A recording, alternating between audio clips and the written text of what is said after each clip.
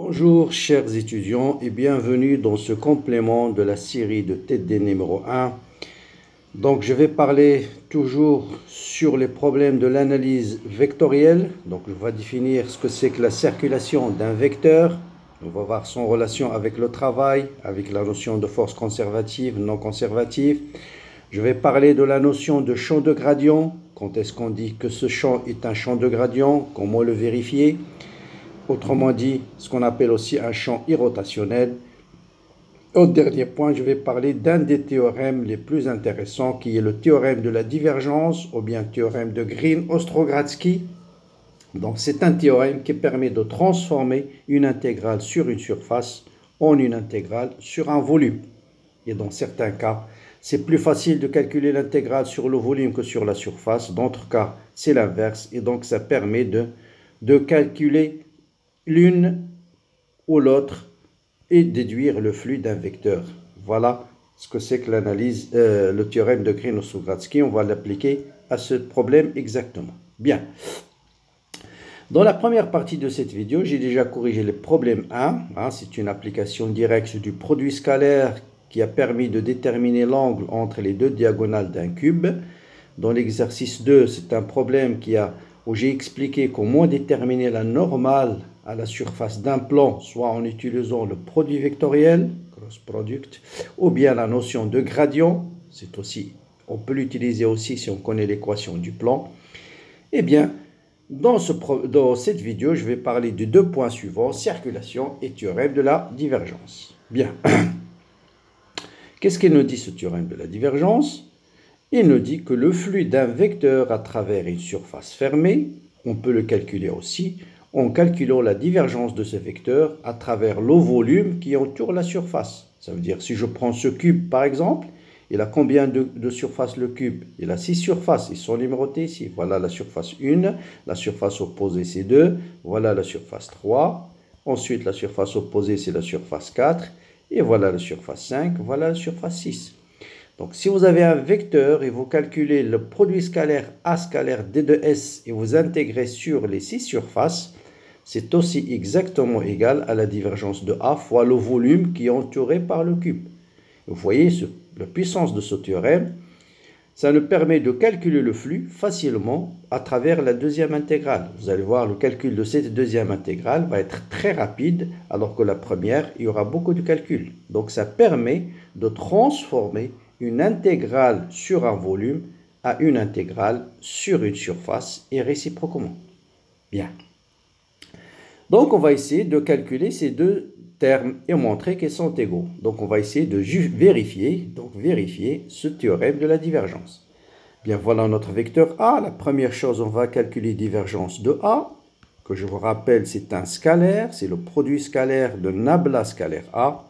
Donc c'est la dérivée de A de x par rapport à x. Or, vous savez que la dérivée de y carré, allez, je vais mettre d de y au carré par rapport à x, plus la dérivée par rapport à y de 2xy plus z au carré, plus la dérivée par rapport à z de quoi? De 2yz. C'est une dérivée partielle. Qu'est-ce que ça signifie dérivée partielle? Quand je dérive par rapport à x, ça veut dire y et z sont des constantes. D'accord? Donc là, y carré, j'ai carrément, par exemple, je vous dériver d de y au carré par rapport à x. Y, c'est une constante. J'ai le droit de sortir y carré. Il va me rester la dérivée de 1 par rapport à x. Or, la dérivée de 1 par rapport à x, c'est 0.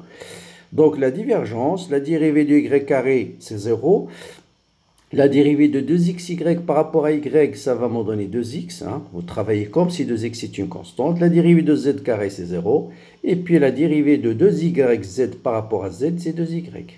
Et donc ça va me donner 2 facteurs de x plus y. Voilà l'expression de la divergence. Eh bien, le calcul du deuxième terme de l'intégrale, c'est-à-dire l'intégrale maintenant, l'intégrale de divergence de A fois d d'auto va être égal à quoi? Va être égal à l'intégrale de 2 facteurs de x plus y. d d'auto, c'est un élément de volume d'un cube. On va travailler en coordonnées cartésiennes. Un élément de volume, vous savez que c'est d de x, d de y, d de z. Voilà. Bien, donc là, je vais intégrer d'abord par rapport à x. Donc ça, c'est l'intégrale. Je sors d'abord 2. Donc l'intégrale de z, je le sors parce qu'il ne dépend pas, il est indépendant. Et puis il me reste l'intégrale, double intégrale de 0 à 1, de 0 à 1, de x plus y d de x. Ensuite, ce que je trouve, je l'intègre par rapport à y. Donc l'intégrale de d de z, c'est z entre 0 et 1, c'est 2. Donc ça, je le sors, je le laisse. Qu'est-ce qu'il va me rester? L'intégrale de 0 à 1. Et puis j'intègre d'abord ça par rapport à x. L'intégrale de x d de x, c'est x carré sur 2. L'intégrale de y d de x, c'est y fois x. J'intègre par rapport à x. Ça veut dire y, c'est une constante. X varie entre 0 et 1. Et puis le reste, il va me rester une fonction de y. Donc c'est 2. L'intégrale de 0 à 1. Je remplace x par 1. Ça me donne 1 demi plus y fois d de y. D'accord? Donc là, j'ai intégré d'abord par rapport à x. Et ce que je trouve, je l'intègre par rapport à y. Et puis, ça me donne 2. L'intégrale de 1 demi, c'est y sur 2. L'intégrale de y, c'est y au carré sur 2, entre 0 et 1. Donc, ça me donne combien? 2 facteur de 1 demi plus 1 demi, ça fait 2. Donc, ça fait 2 tout simplement. Voilà. Donc, vous voyez que l'intégrale de divergence de A d d'auto à travers le volume de cube, ça me donne 2. Bien.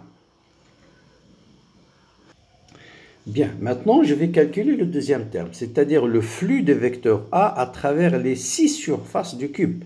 Donc, je commence par la surface 1. Ah, voilà la surface que j'ai colorée en vert. Je dois calculer l'intégrale, le produit scalaire de A scalaire d de s et j'intègre le résultat sur cette surface. Donc il faut connaître d'abord l'expression de d de s sur cette surface. Qu'est-ce qui varie? Donc vous voyez, varie y et z. Donc voilà cet élément de surface. Donc là c'est d de y fois d de z. d de y fois d de z. Suivant quel vecteur unitaire? Vous savez que le vecteur élément de surface, il est toujours perpendiculaire à la surface, dirigé de l'intérieur vers l'extérieur. Donc voilà la direction de d de s. Donc il est suivant i. Et donc le produit scalaire de A, donc je vais prendre A scalaire et le vecteur A. Voilà ce vecteur A scalaire. Bon, le mieux c'est de le copier à côté de nous. Voilà, je vais copier juste ce, voilà. Ce vecteur-là, et je le mets ici. Voilà, on va travailler avec ce vecteur. Voilà. Donc, vous voyez bien que ce produit scalaire, maintenant A scalaire d de s, va donner quoi? Va donner tout simplement y au carré d de y, d de z. Et puis, on intègre ça sur cette surface. Sur cette surface, x est égal à une constante, c'est 1. Y varie entre 0 et 1, et z varie entre 0 et 1. Donc, c'est facile, ce sera, donc le flux, ça sera l'intégrale de y au carré d de y entre 0 et 1, l'intégrale d de z entre 0 et 1, et ça va vous donner un tiers. Voilà le flux 1. Bon, le flux 2, rapidement, sur cette fois-ci, sur l'autre surface, hein, l'autre surface. Vous voyez bien sur S2, sur la surface qu'on appelait 2, qu'est-ce qui va changer? C'est juste l'orientation de d de s. Il va être moins d de y, d de z suivant i. Donc, il est opposé au vecteur i. Donc, tout le résultat, ça sera le même, juste avec un signe moins. Donc, phi 2, ça va être tout simplement moins un tiers. OK? Vous pouvez le vérifier facilement. Maintenant, je vais aller sur la surface 3. Bon, allez, je vais effacer ça et je vais juste colorer la surface 3. Voilà la surface 3. Donc, phi 3, et après je vous laisse le soin comme exercice de déterminer les autres. Donc, allez, phi 3, je vais les mettre ici. Bon, phi 3, voilà, phi 3 est égal. Bon, phi 3. Donc, d de S3, c'est combien? Qu'est-ce qui change sur la surface S3? Il change x et change z. Donc, vous voyez d de x fois d de z. Cet élément de surface, c'est d de x fois d de z. Suivant quel vecteur? Suivant le vecteur J. Donc, A scalaire d de S, 3, ça sera ce terme-là. Mais, sur cette surface, vous avez quoi? Vous avez Z est égal à, tous les points, ils ont Z est égal à 1.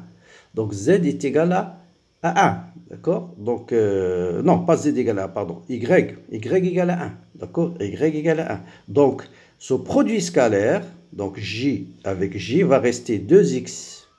Et comme y égale à 1, donc on va être uniquement 2x plus z au carré. Voilà le produit scalaire. D'accord? Et bien sûr, multiplié par d de s qui est d de x, d de z. Ok? Je reprends. Donc, vous avez un élément de surface de la surface 3, c'est d de x fois d de z. Il est dirigé sur l'axe des y. Mais sur cette surface, vous avez aussi, sur S3, vous avez aussi tous les points, ils ont y égale à 1. Ça, c'est important. Y égale à 1. D'accord? Et donc, vous intégrez 2x plus z au carré, ça sera 2x au carré sur 2 plus z3 sur 2 entre 0 et 1. Et ça vous donne phi 3 est égal à combien? Est égal à 4 tiers. Bien. Maintenant, sur phi 4. Je vais le colorer avec une autre surface et je vous donne sur cette surface. Donc, je vais écrire d de s, donc 4, le flux 4, phi 4. Donc, g d de S4, c'est toujours, qu'est-ce qui change? C'est toujours z et x. Hein? Donc, d de x, d de z, mais suivant quoi? Suivant moins j. C'est d de x, d de z, mais avec un signe moins suivant j. Mais tous les points de la surface S4, ils ont y égale à combien? Ils ont y égale à 0. Avec y égale à 0. Faites très attention ici. Avec y égale, y égale à 0. Voilà, donc vous prenez cette expression, vous remplacez y par 0, il va vous rester juste z carré. Donc il va vous rester, donc phi 4, ce sera uniquement l'intégrale de z carré, d de x, d de z. D'accord, avec un signe moins, bien sûr. Et bien sûr, ça va vous donner directement moins 1 tiers. Et puis la même chose, hein, je vous laisse le soin de faire sur cette surface. Bon, ça sera d de x fois d de y suivant z, avec z égale à 1. Et sur cette surface, ça sera d de x, d de y avec z égale à 0.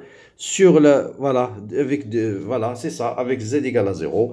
Et puis, je vous laisse le soin de vérifier facilement que le flux total, qui est égal à phi 1 plus phi 2 plus le flux à travers la surface 6, c'est exactement égal à 2. On retrouve exactement la même valeur qu'on a calculée par la divergence. Et vous voyez, la divergence, c'est plus rapide. Donc, voilà un peu le problème, la signification de ce théorème.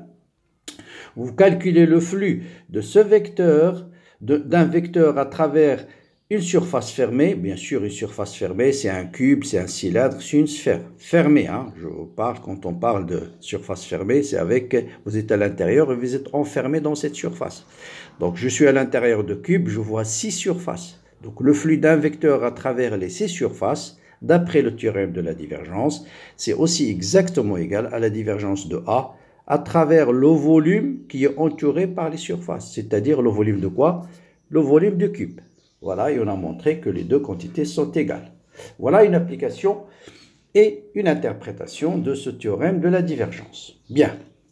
Maintenant, je vais revenir à un exercice qu'on a fait sur le TD. Peut-être vous n'avez pas suivi correctement, donc je vais essayer de le détailler et surtout faire aussi la partie facultative qu'on n'a pas fait dans la salle. Bien. Ici, vous avez un vecteur A. Bon, vous avez un vecteur A qui est égal au suivant. Donc, vous avez un vecteur A qui est égal 3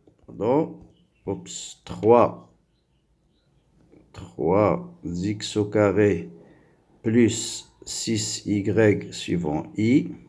Ensuite, moins 14yz suivant j.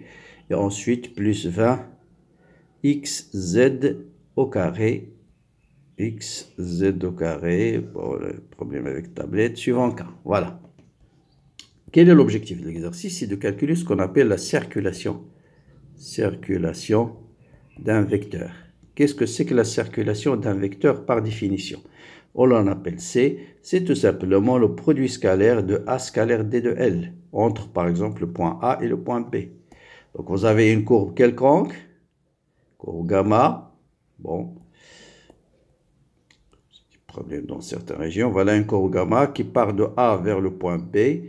Vous avez un vecteur A qui existe dans cette région A, la circulation des vecteurs entre A et B, c'est tout simplement l'intégrale entre A et B de A scalaire D de L. Bon, un exemple de circulation physique, c'est le travail.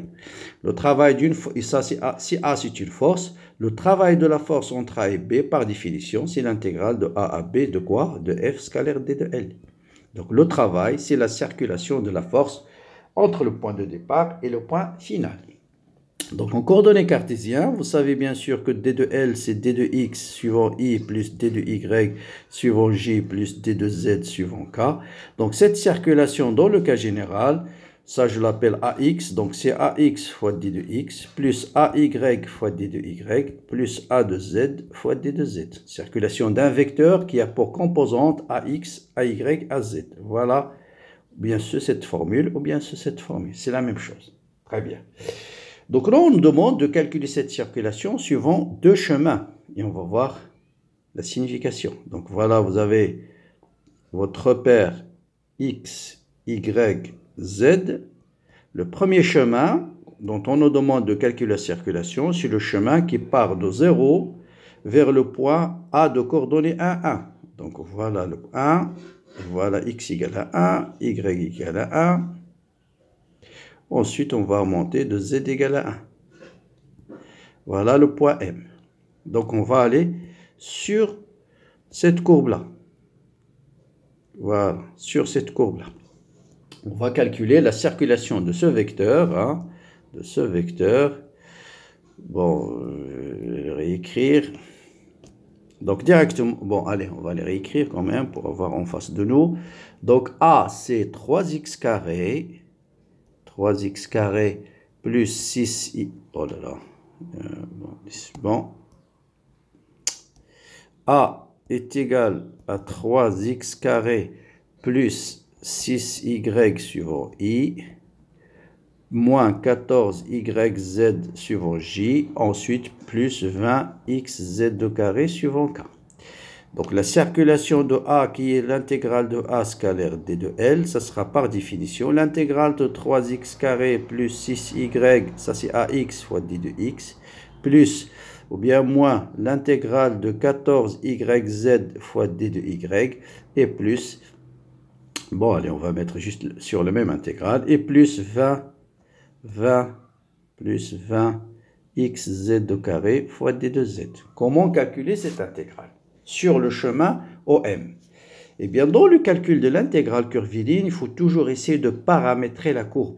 Donc, ici, vous trouvez l'équation de la courbe ou la paramétrer. Vous avez deux manières, de la courbe ou de déterminer x en fonction d'un paramètre, y en fonction de t par exemple, y de t, z de t et y de t. Vous voyez bien que sur cette droite-là, sur la 3, vous avez une relation vérifiée entre x, y et z. Quel que soit le point qui appartient au segment OM, sur le segment OM, vous avez toujours x égale y égale z. Voilà 0, 0, 0. Ce point, c'est de coordonnées 1, 1, 1. Vous prenez ce point, vous allez avoir de coordonnées 1 demi, 1 demi et 1 demi. Donc tous les points vont avoir x égale y égale z. Donc, je vais avoir la variation de d de x qui va être égale à la variation de dy qui est égale à la variation de d de z. Donc, il suffit de remplacer toute cette expression-là partout par x, y, z par x, ou bien par y, ou bien par z. Donc, on va tout remplacer par x, et ça sera l'intégrale 3x carré plus 6x, ensuite moins 14x carré plus 20x au cube. Et tout ça fois d de x. Et bien sûr, tous les points de O à M, x il varie entre quoi et quoi? Le minimum c'est 0, le maximum c'est 1. Donc x varie entre 0 et 1. Voilà, cette intégrale, c'est facile à calculer. Et donc, voilà, et vous allez trouver exactement 13 sur 3. 13 sur 3. Bien. Maintenant, on nous demande de calculer cette même intégrale, mais sur un autre chemin. C'est-à-dire, je passe toujours je vais aller toujours de haut vers le M, mais pas suivant ce chemin, mais on va aller d'abord de haut jusqu'à ce point, ensuite vers ce point, et enfin aller au point M vers ce point. J'appelle ce point A, j'appelle ce point B, j'appelle ce point M. Voilà. Donc on va aller sur le chemin OABM, X, Y, Z. D'accord? Je vais refaire la même chose. Maintenant, calculer l'intégrale de A scalaire D de L entre O et M, mais faire d'abord calculer entre OA, ensuite AB, ensuite BM. Et là, il suffit de remarquer, de chercher l'équation sur chaque segment. Donc sur OA, et vous allez voir beaucoup de simplifications, sur OA, qu'est-ce que vous avez? Vous avez Y égale Z égale à 0. D'accord? Sur le segment OA, donc vous avez Y égale Z égale à 0. Ça veut dire Y et Z sont des constants, donc D de Y égale à D de Z égale à 0. Et donc dans l'intégrale de A D de L, l'intégrale de A D de L, il va vous rester juste AX D de X, avec y égale à 0, donc il va vous rester juste l'intégrale de 3x carré d de x, entre 0 et 1. D'accord? Et ça va vous donner 1. D'accord? Dans cette expression-là, voilà, vous mettez a fois d de x. Voilà, dans cette expression, vous remplacez d de y par 0, d de z par 0, et y par 0. Il va vous rester 3x carré fois d de x. Très bien. Maintenant, sur OB. Sur OB, vous voyez quoi? Sur AB plutôt, sur AB, sur ce segment-là cette fois-ci, qu'est-ce qu'on a? On a x est égal à 1 et z égale à 0. Donc les deux sont constants, donc d de x égale à d de z égale à 0. Donc je remplace d de x par 0, d de z par 0, et je remplace aussi z par 0. Ici z égale à 0, ce terme égale à 0. Donc là, il va vous rester uniquement 0. Donc l'intégrale sur AB va être égale à 0. Vous voyez, c'est plus facile. Et l'intégrale maintenant sur BM, pardon, le segment BM, bon, sur BM, voilà, qu'est-ce qu'on a sur ce segment-là? Bon, sur BM, vous avez x égale à une constante, y égale x est égal à y est égal à 1. Donc là aussi, j'ai d de x égale à d de y égale à 0.